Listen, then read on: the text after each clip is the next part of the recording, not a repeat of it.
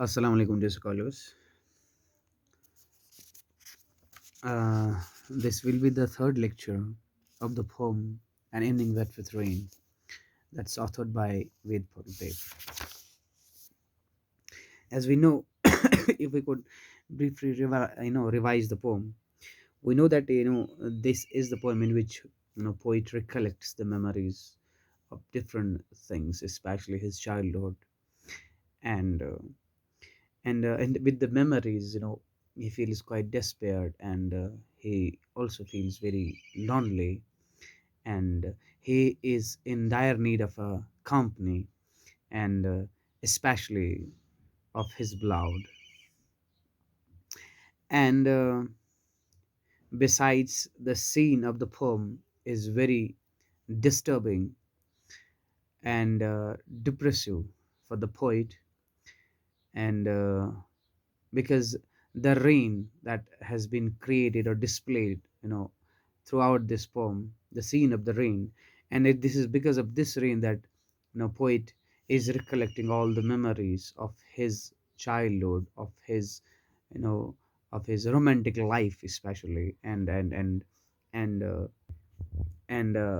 with the help of those memories, if he could regain them back, if he could, if they could be reborn again, for him, uh, he so that he could enjoy the beauty of nature, because it is the depression of the memories, the depression of the past, the memories of the past, has become so much bleak, and quite gloomy for him. Okay. And the scene and the aura and the beauty, outside beauty, he's not able to actually enjoy, because he feels very lonely, and he wants someone to be with him, to talk to him, so that he could share his memories and he could share his life. There is a beautiful quote actually by Oscar Wilde. He says ki, memory is the diary, that we all carry with us. Actually, it's because of the memories. Some people say, especially the philosophers, they say ki, it's because of the memories we have, it's because of them that we are alive. When when we we we, we are without memories, they say ki we die. Actually, it's because of the memories that we have, that kind of a strength and the potential to live the life actually, and to move forward. They also say ki yaad mazi azab hai yarab. Anyway anyway coming back to the poem. These are the last lines, I think, when where we stop. But my feet are cold with water seeping through my shoes. My eyes are heavy with sleep. Or is it fever? The ground is very slippery. There is no place to stand. The mind is exhausted, looks for some spot to rest. Anyway, moving further. Loss of hope has darkened the evening of my life, too, and clouds gathering in the mind shed tears as they pass. The evening of the troubles, my companion is also depressed and take me along, holding me by the sun. Sorry, arm. So these lines, you know, says or speak to us of the loss of hope, that has darkened, the evening of poet's life. The loss of hope, and I told you, evening could be compared or could be symbolized with the old age of a poet. So he says ki the loss of hope in his life has darkened the old age, or the happiness, the potential of joy, the capability of joy has darkened it completely.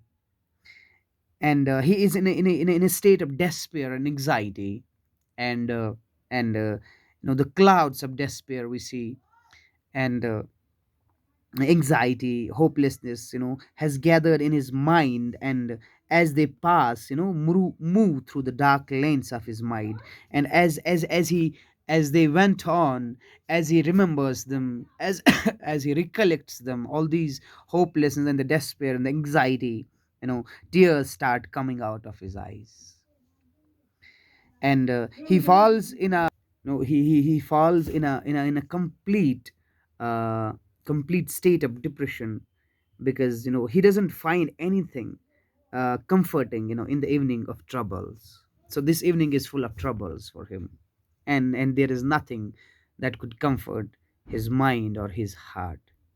So he called his companion to hold his poet's arm and take him along. So there is only way out. So there is only hope that could make him peaceful, that could make the troubles go, is the hand, or is the life, is the companionship of his blood. There's only hope. In childhood, now the another stanza. This is the another stanza. Now in childhood, I stood alone in my courtyard, and waves of air brought the sound of cymbals. We regret the days gone by don't return. How to call back times past gone? भले मुझको लौटा दो वो बचपन का सावन, है ना? And these lines, in these lines, we see the poet recollects. Now, here actually, poet feels nostalgic. Actually, he recollects the memories of his childhood days.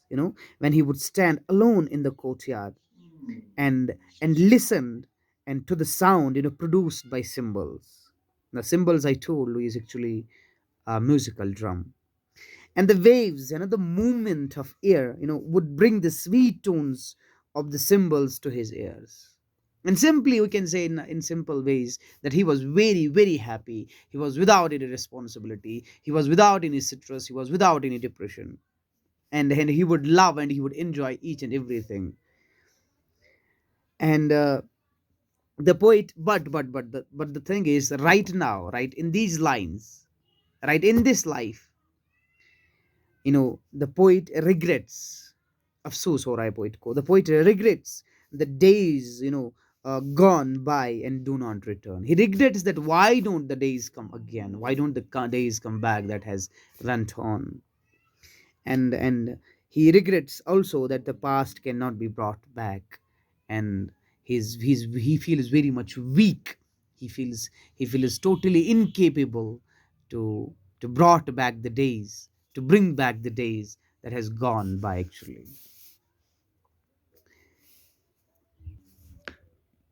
The evening prepares to go to sleep in the lap of night, slowly, softly, just as the sky's feet touch the ground. Shadows of trees rest in the dark tank as some passing cloud casts a shadow over hills. Now, in these lines, we see the evening is nearing to an end, as the darkness, the night is about to fall. The sky appears touching, the ground, earth, owing to the darkness, which is about to fall. And we see the shadows of the trees, continue to rest in the dark tents. And the passing clouds are sending shadows over the hills. Now everything around, appears silent owing to the fall of darkness. Now we see everything is meeting, especially the nature. He says, now sleep is going to meet with the night, slowly and softly, and sky is going to meet the darkness, the night also, and shadows, they're also going to take their rest, even the clouds. But unfortunately and very sadly, poet is still without the companion, without anyone. He is totally and completely and badly alone. And he could see nothing, he could do nothing other than to remain silent and to watch the scene of the union of every other thing except him. Can you understand the emotion of the poet here? How much alone he is, how much urgency he has to meet someone, to have the companion, to have the blood with him. I hope so. Now, the last stanza of the poem. There is activity in the house, lit with electric bulbs. Moonlight laughs, holding the hem of the moon. Where is my destination? Where is the hurry? Light of the earthen lamp in a wayside modest inn awaits me. Ah. Now these lasting and ending lines speaks of a house, says, which are lit, with electric bulbs, and they look lively and full of laughter. And all the activities are going on, in these bright houses. But the poet is wandering, walking, strolling aimlessly, and knows nothing about his destination. Moonlight, holding the edge of the moon, is laughing at him. And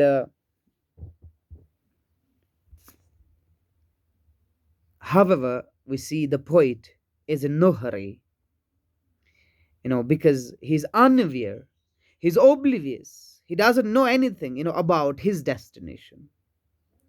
He doesn't know where his destiny lies. So he only knows that the light, of the earthen lamp on the side of the road in the modest inn awaits him. Now, inn means a restaurant, you can say, or a guest house. So he says, ki only inn, the wayside inn, awaits him. So we see in the last lines, he's just trying to solace himself with certain lies.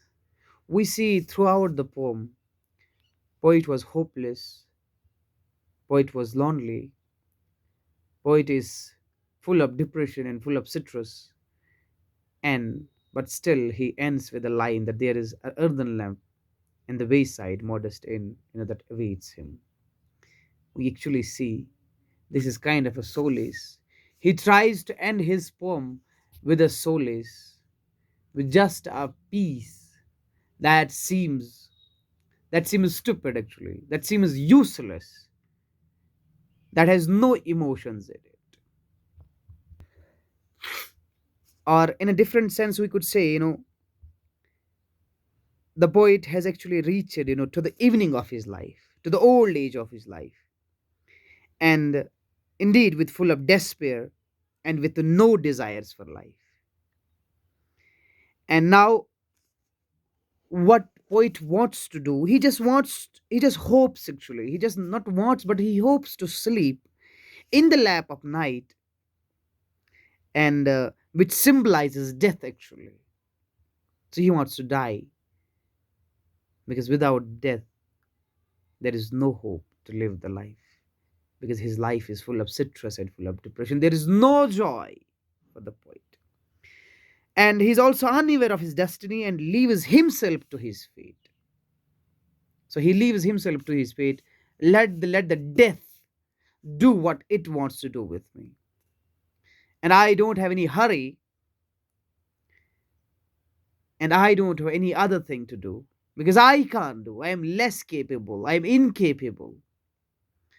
And there is only one way that I could make myself solace, is the thought of death, and is the coming of death. So this was the overall overview of the poem, and I hope you understood the poem. However, if you have any confusion still, you can personally send me a message. Okay, goodbye, have a nice day.